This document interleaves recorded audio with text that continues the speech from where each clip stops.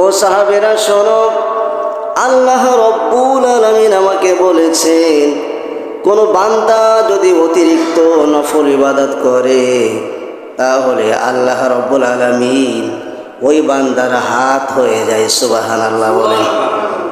কি হয়ে যায়? আল্লাহ বান্দার হাত হয়ে যায় যদি অতিরিক্ত নফল ইবাদত করে। বান্দা ওই হাত দিয়া যে কোনো বরকতপূর্ণ কাজ করুক না কেন, আল্লাহ সরাসরি নিজের হাত দিয়া ওই বান্দাকে সাহায্য করেন। জোরে বলুন সুবহানাল্লাহ।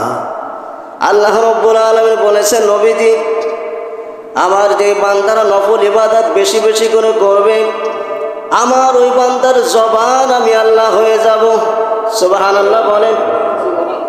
আল্লাহ তাআলা বললেন, নবীজি আমার বান্দা